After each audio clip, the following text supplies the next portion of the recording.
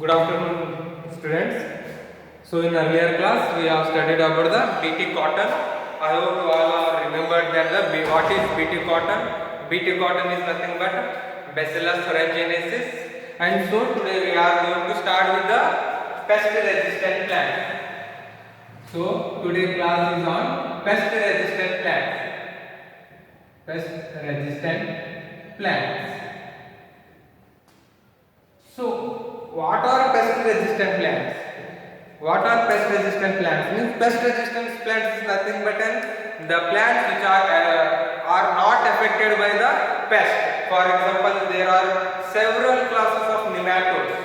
The nematodes are the parasitics on wide range of plants, animals, and including human beings also. These nematodes are going to what they are going to infect on the several range of plants, animals, and including human beings. In that, first in that nematode called is Melodogyne incognitia. Melodogyne incognitia. This Melodogyne incognitia is a type of a pest which affects the tobacco roots. Which affects the tobacco roots. By affecting this tobacco roots, directly it will causes the decrease in the yield of a tobacco. So the reduction of a yield of this tobacco is directly it depends on the Melodogyne incognitia. It is a pest which will infect the tobacco roots. And then coming to the this will infect the tobacco roots. And how to treat this tobacco roots? What all are the ideas or what all are the treatments which we use to treat this Melodogyne incognitia?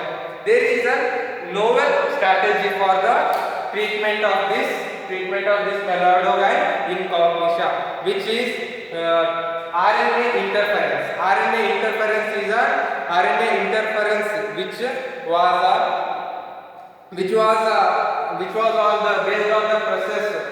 based on the process of this RNA interference. Remember this infestation is going to be reduced with the RNA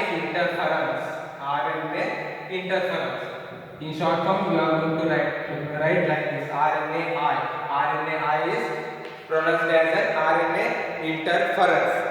This RNA interference takes place in all eukaryotic cells, all eukaryotic organisms. This RNA interference takes place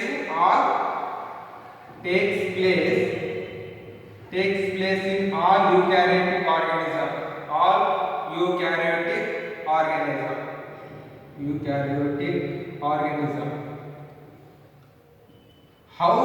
How they are going to take place in all eukaryotic organisms means as a method of cellular defense.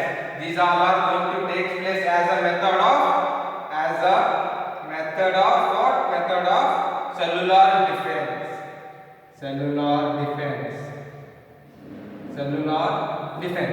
So this Melodogyne incognitia is a nematode which affects the tobacco roots. By affecting these tobacco roots, gradually reduction in the yield of a tobacco. So how to avoid this Melodogyne incognitia? We are going to treat this with the RNA interference. RNA interference is a process by which this Melodogyne incognitia will be avoided by infecting. So in this method involves the silencing of a specific mRNA. This method RNA interference involves what? This involves the silencing of mRNA. Why? Because due to the complementary dsRNA.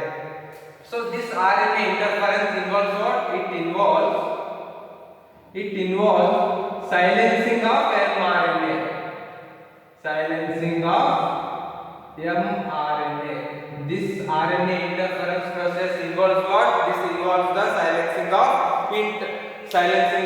mRNA, specific mRNA, due to the complementary dsRNA molecule that binds and prevents the translation of the mRNA.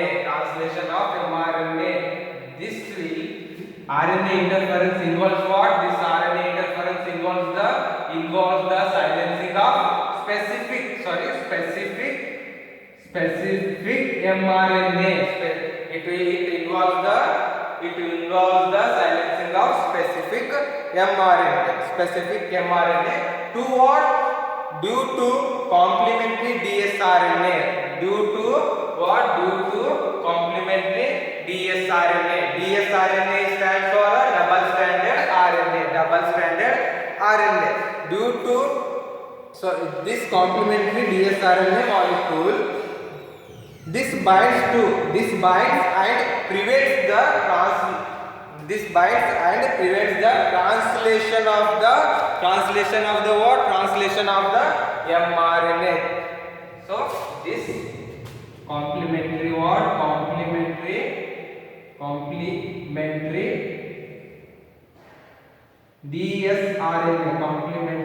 dsRNA. This complementary dsRNA is going to bind and it will prevent the translation of mRNA. It will going to bind. This is going to bind and prevent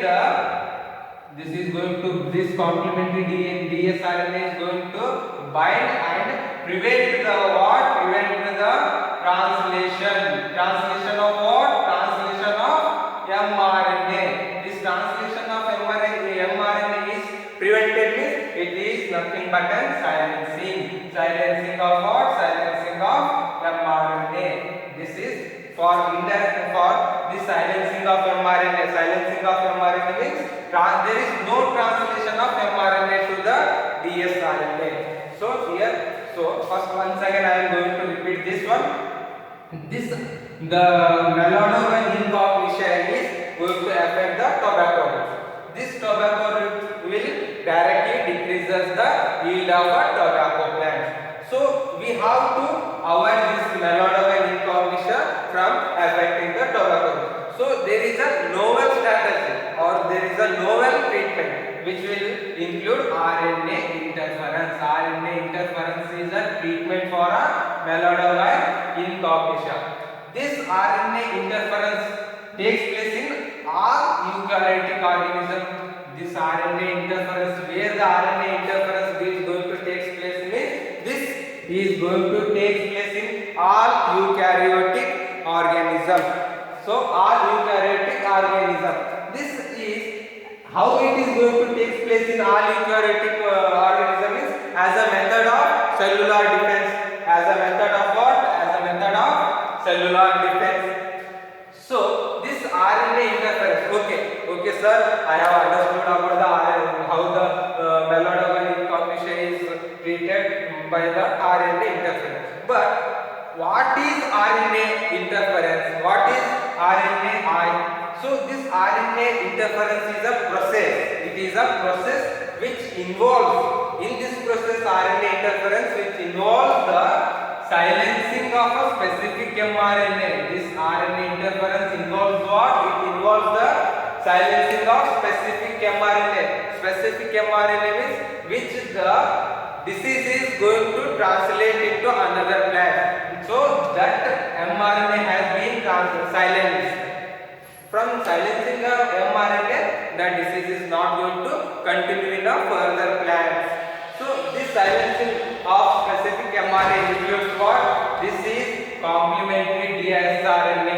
This dsRNA, what is DS means? DS, double stranded RNA. This double stranded RNA is going to bind. This is going to bind and prevent what? Prevent the translation of mRNA.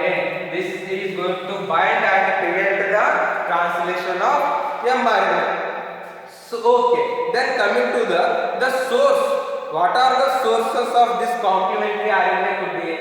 So the sources of this complementary RNA could be viruses.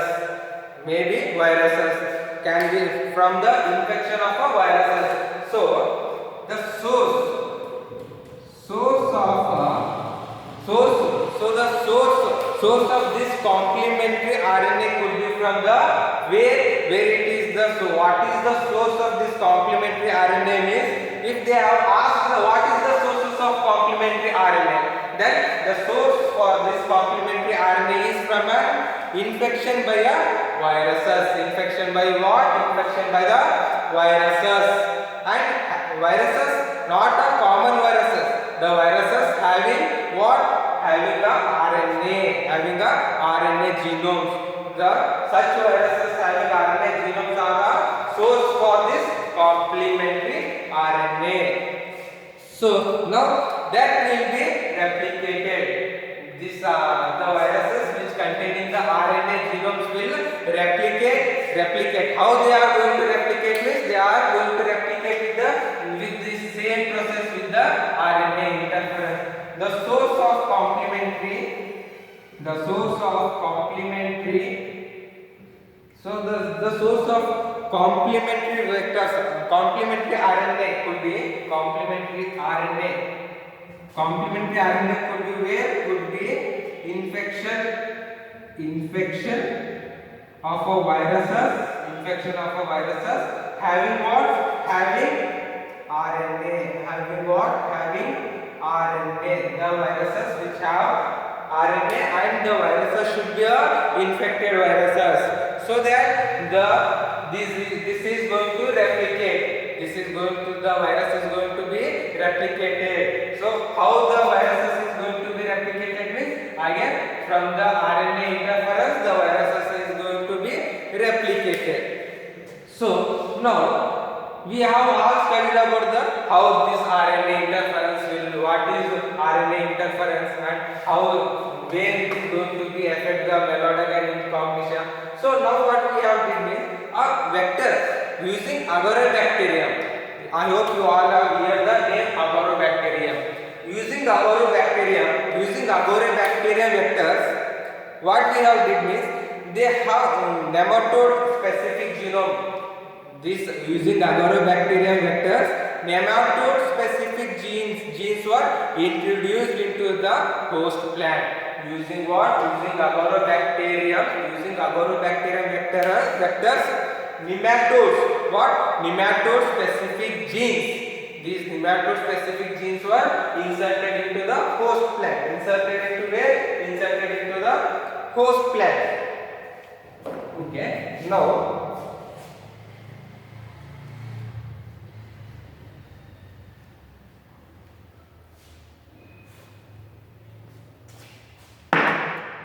so using what? Using Agarobacterium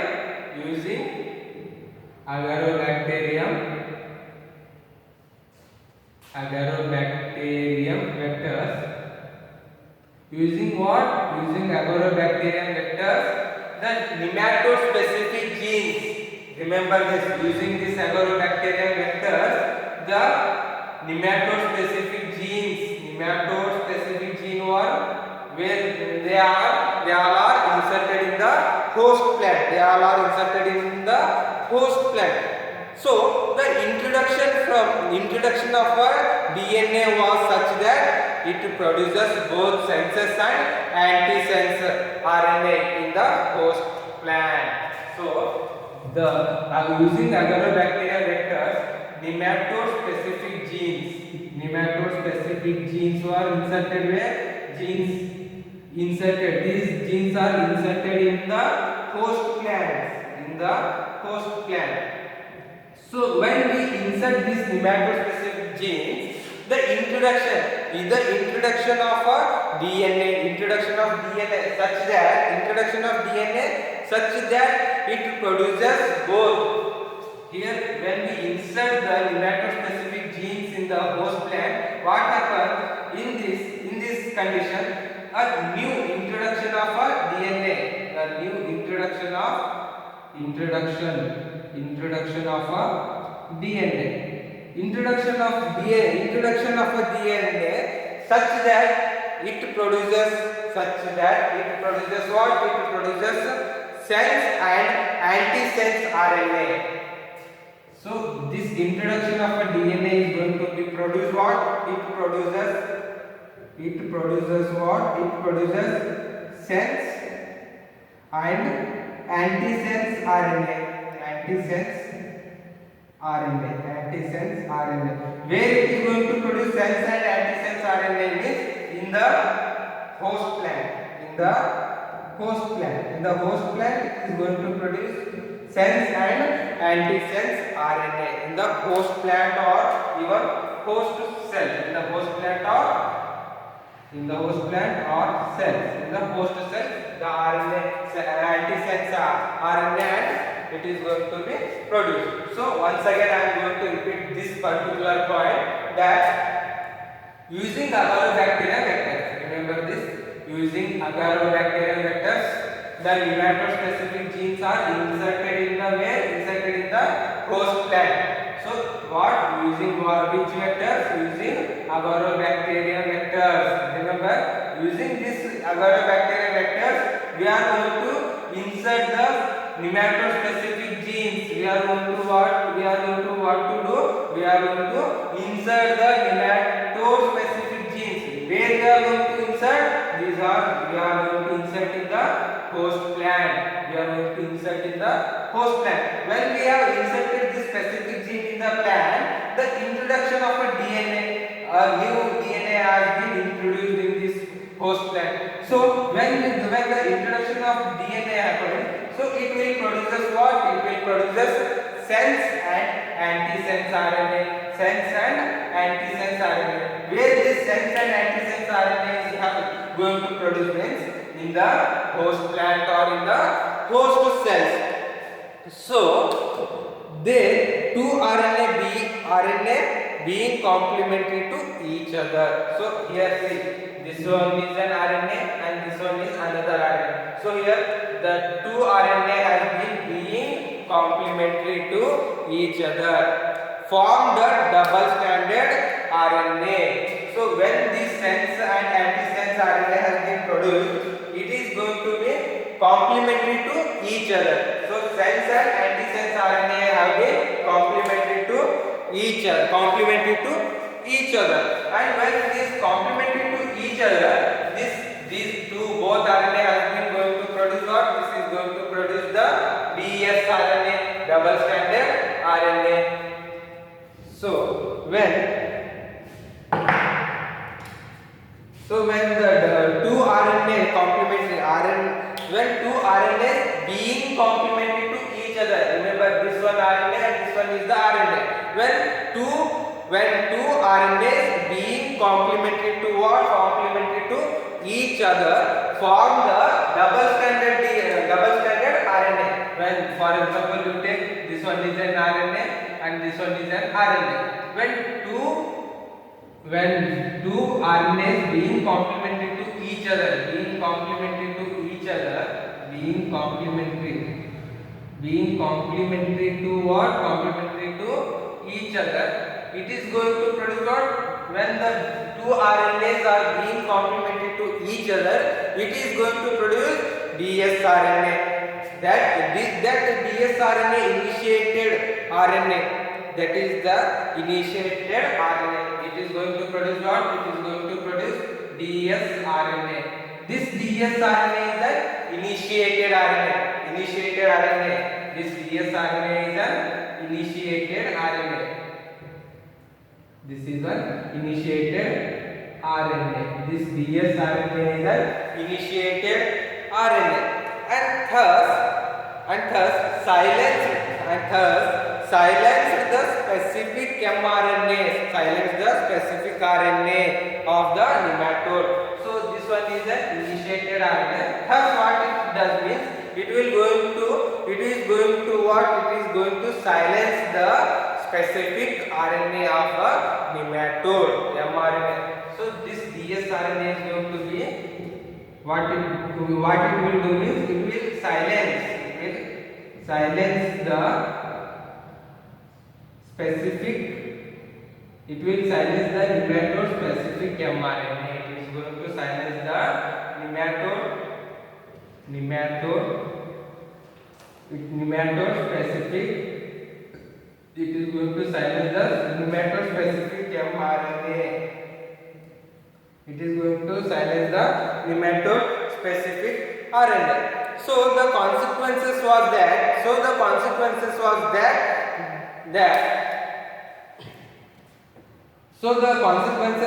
the parasite could not survive in the parasite could not when the nematode specific RNA has been silenced, means the parasite could not survive in the host cell or in the transgenes expressing the specific characters. So here that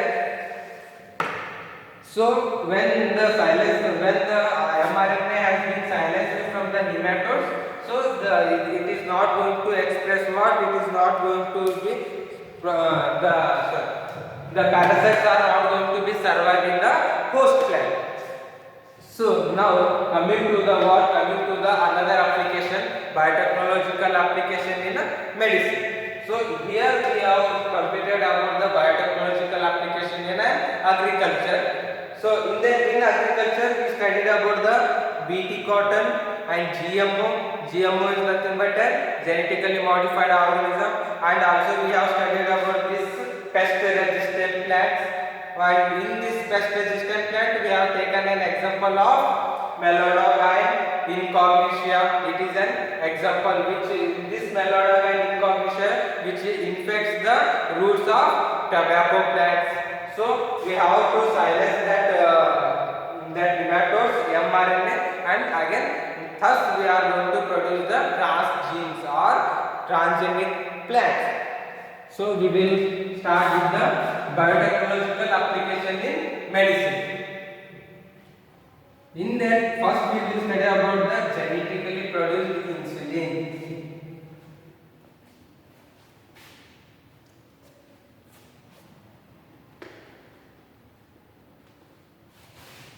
So now we are going to study about the biotechnological application in medicine. Biotechnological application in where? Technological application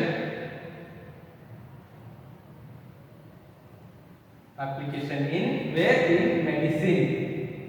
In medicine. In that, first we are going to study about the genetically produced insulin. In that, first we are going to study about what? Genetically produced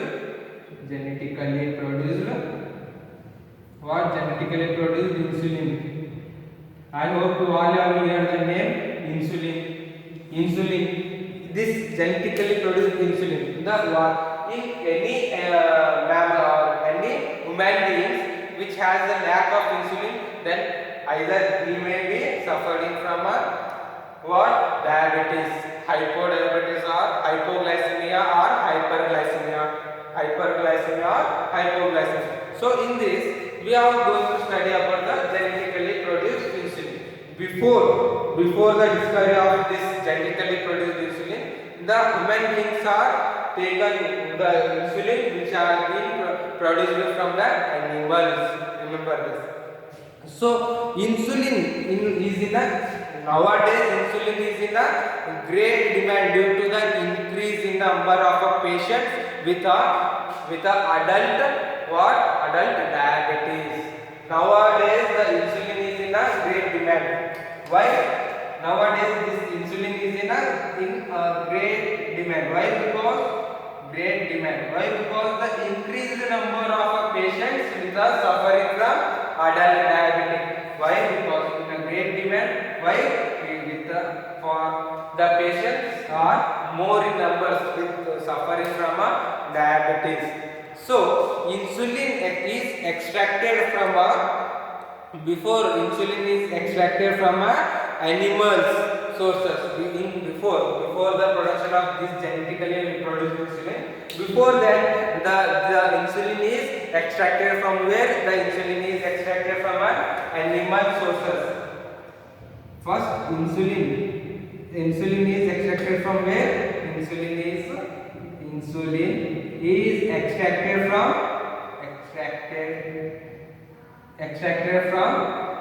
animal sources.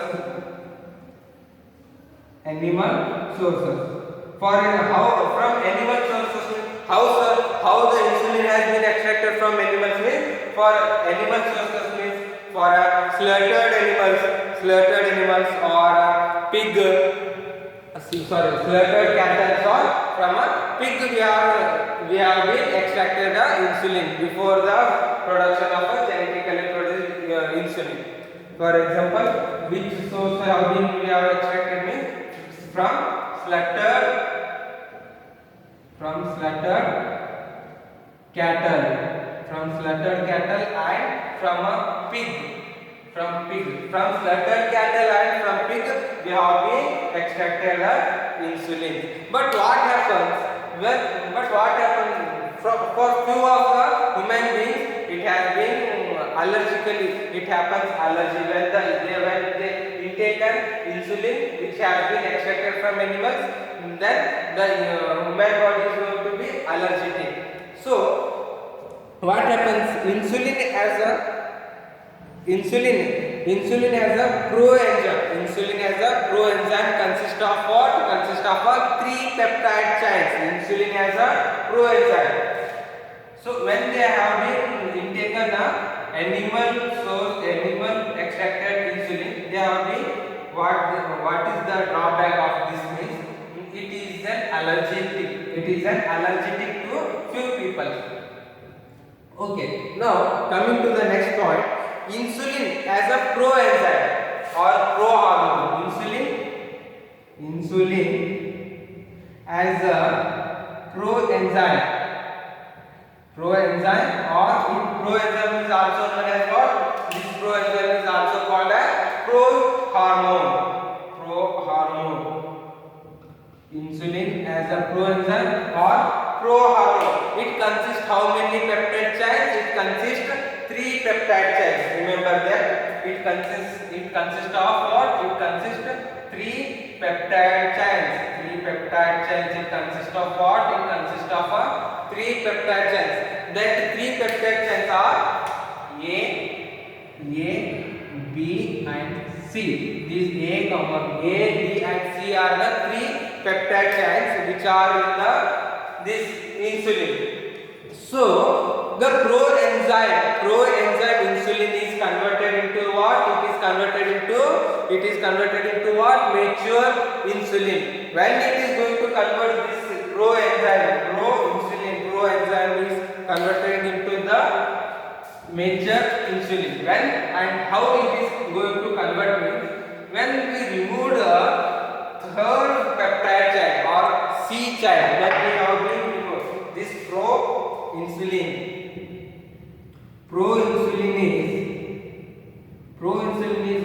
converting into the mature insulin.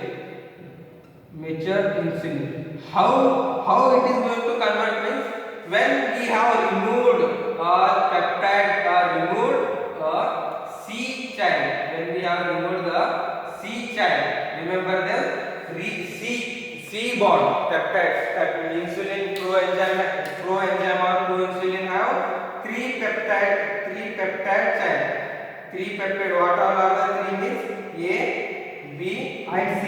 This C1 has been removed from the proinsulin. Then it will convert into a mature insulin. When we have removed a C peptide bond, it will convert it into a what? It will convert into a mature insulin. So that mature insulin consists of how many peptide bond, how many peptide chains? So in this mature insulin, it consists of 2 peptide chains. It consists of what? It consists of 2 peptide chains. One is A and B. This A and B are the 2 peptide chains in mature insulin. and these two peptide chains were separately isolated and introduced. Separately isolated and introduced. These two peptide chains are separately isolated. Separately what they will do? Separately isolate and it also introduce. Separately isolated and introduced.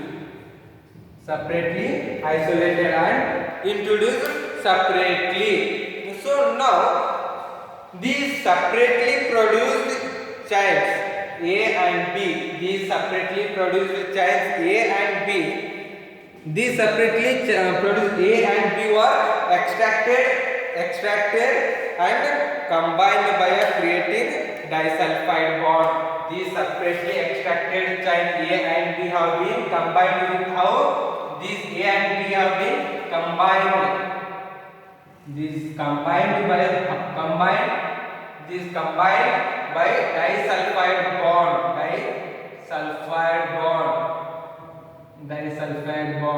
This A and B are the two chains which are present in a mature insulin.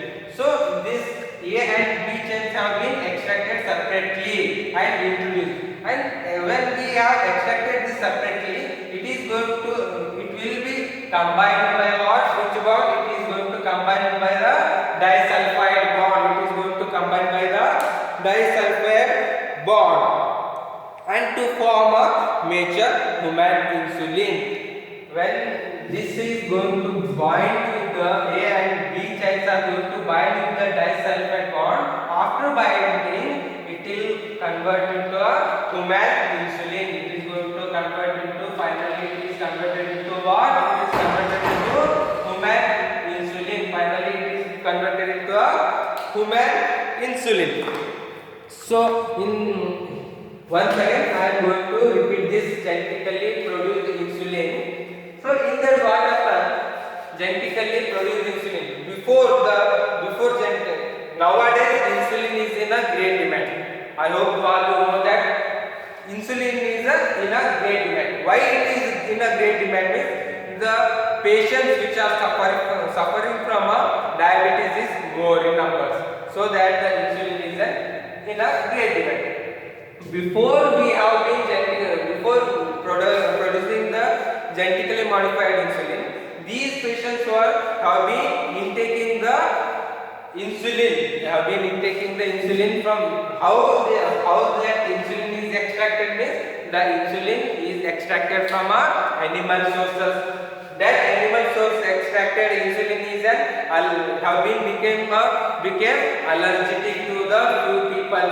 So in that insulin, the insulin contains what? Insulin contains 3 peptide chains. How many chains? 3 peptide chains. Now what are the 3 peptide chains?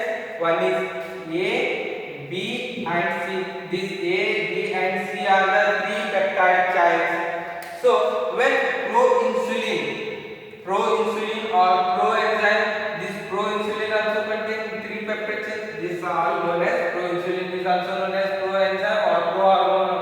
So when the proinsulin is going to convert into a mature insulin, we have to remove a C chain, C peptide bond. We have to remove what? We have to remove the C chain. Then when this mature insulin is converted, in this mature insulin only 2 peptide chains are present. And these two peptide chains, one is A and B chains are extracted separately.